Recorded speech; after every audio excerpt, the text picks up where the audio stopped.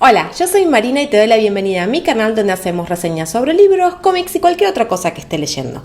Pero hoy estamos en una misión totalmente atípica. Es algo totalmente nuevo y les voy a pedir perdón por las desprolijidades, pero dije, tenemos que hacer esto en el momento en que hay que hacerlo. Es un especial de San Valentín, si quieren, estamos en el día de San Valentín, y este video, polémica, se originó gracias a una polémica en uno de mis últimos videos que te voy a dejar el link acá, donde se empezó a hablar y la intitulé, la pregunta es, ¿hay que saber escribir para escribir bien?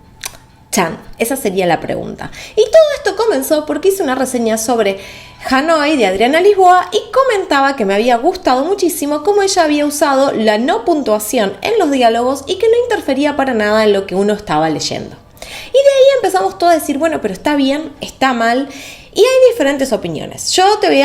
Hice algunas investigaciones, primero les voy a contar todo lo que investigué y después les voy a decir mi opinión y como siempre la palabra final la tienen ustedes, es un domingo de sol, así que si quieren charlar sobre esto a mí me encanta, ya saben, con respeto, porque somos gente de letras.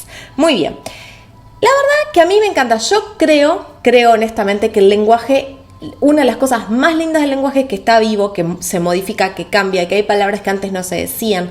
A mí me gusta mezclar las palabras. Sí, cualquiera que haya leído 1984 te asusta esto de, bueno, decimos todo compensado en dos siglas y en realidad tenemos 100 y solo usamos 100 porque me parece que las palabras luchan con algo imposible, son como, ¿cómo se llama? Como el de La Mancha, Don Quijote, son quijotianas. ¿Por qué? Porque tratan de explicar cosas que nos pasan y que a veces son muy difíciles. O sea, tiene una gran misión las palabras y las aprovecho y las disfruto y creo que me encanta que existan. Habiendo hecho esto, encontré varias cosas y tengo acá escrito, pero vamos a hablar de este señor. Y sí, para hablar de este tema tenemos que invocar a don Julio. Julio Cortázar fue un innovador y es lo que contaba. En los 60 hubo mucha experimentación y siempre hubo una gran movida de gente que decía de jugar y de tratar de expresar y de ir más allá de las palabras.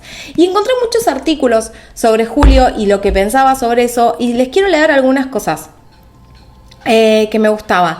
Declaraciones al margen de la novela. Esa toma de conciencia de las limitaciones lingüísticas de un escritor, dice Julio Cortázar. El hecho de que el lenguaje es una herencia recibida, una herencia pasiva en la que él no ha tenido ninguna intervención. El lenguaje, la gramática, el diccionario, él los recibe como recibe la educación que le dan su madre y su maestro.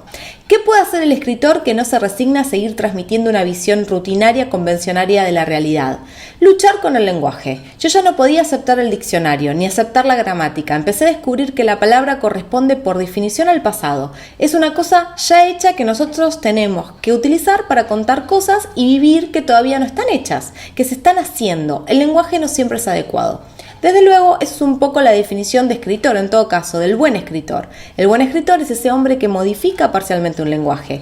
Es el caso de Joyce, modificando una cierta manera de escribir el idioma inglés. Y los poetas, en general, los poetas más que los prosistas, introducen toda clase de transgresiones que hacen palidecer a los gramáticos y que luego son aceptadas y que entran en los diccionarios y entran en las gramáticas. Entonces ya tenemos en Julio, como en mucha gente, la problemática, el tema de decir, bueno, a mí no me alcanza o todo lo que yo quiero transmitir de la forma en que lo debería hacer me parece que no queda, no demuestra.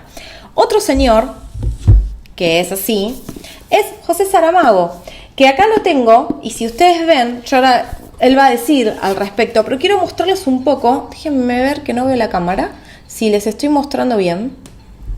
A ver si les estoy mostrando bien. Sí, les estoy mostrando bien. Si ustedes ven este libro que es excelente, hizo una review de este libro es una masa. No hay un bloque de espacio, asustaría a cualquiera. Las oraciones de José Saramago son terribles, son largas, son enormes. Y quiero contarte lo que él dice. Esperen que lo tengo acá. Déjenme contar. La verdad es que quien se enfrenta con un libro mío, en especial con las novelas, se encuentra en una situación un poco complicada porque yo eliminé toda puntuación. Incluso cuando aparece un punto o una coma, no son señales de puntuación, sino son señales de pausa al igual que en la música. Pienso, por lo menos yo lo tengo claro, aunque tampoco quiero que todo el mundo piense igual, pienso que nosotros hablamos como si estuviéramos haciendo música, porque la música y la palabra, el hecho de hablar, se hace con sonidos y con pausas.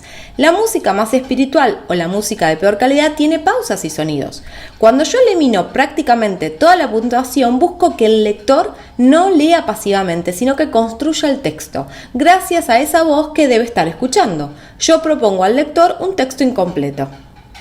Interesante, esta es otra pata. Hay una pata de este tema que habla de un escritor con una necesidad de transmitir que de la forma original tal vez se le complica. Y después otro escritor diciendo, bueno, quiero que ahora los lectores no solamente reciban las cosas como yo se las doy, sino que ellos mismos reaccionen, tengan una acción, sean más activos y tengan que ponerle parte.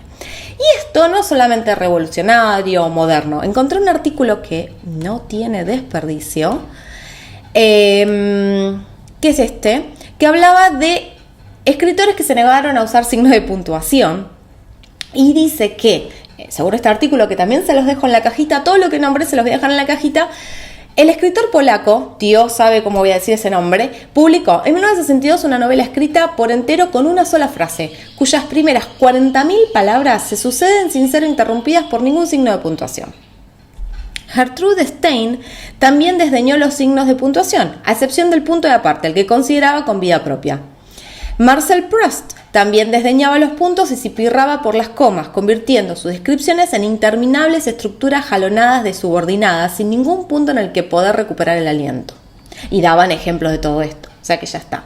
Y otro que quise traer para que no sea solamente Julio Cortázar, esta es un escritor que me encantaría leer, Camilo José Cela.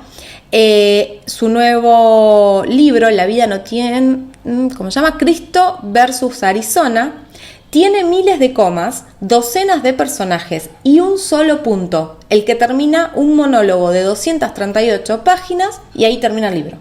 Me parece excelente.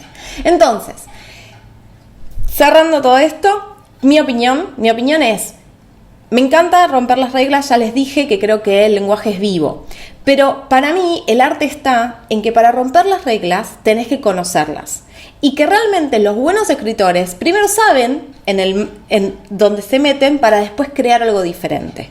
No puedes crear, para mí no se puede crear algo diferente sin pasar por lo correcto, por lo original, por la estructura, y de ahí podés crear algo nuevo. Podés decir, esto no me sirve, esto no me alcanza, esto necesito más, hago otra cosa para conectar. Y siempre y cuando el mensaje llegue y emocione, para mí la misión está lograda. Como di el ejemplo de Hanoi, para mí estaba perfecto, yo no tuve problemas en leer ese texto, yo lo leí naturalmente y me metía en la historia y parecía que estaba viendo el diálogo de estas dos personas hablando. Entonces estuvo muy bien logrado. Si una técnica nueva, innovadora, moderna, nos impide entender el texto, y no nos sirve. No matemos la técnica por la técnica, el hecho final siempre es comunicar, transmitir un mensaje, que el lector se sienta en ese mundo y entienda lo que esté pasando. Bueno, nada, espero que les sirva, los escucho a ustedes, yo creo que ya hablé un montón. Perdón por esto así, pero me parecía interesante el domingo poder reflexionar sobre esto y cuéntenme ustedes, ¿se necesita saber escribir para escribir bien? Cuéntenme acá, los leo, les comento y nos vemos el martes con más polémicas, pero mientras seguimos con esta. ¡Hasta luego!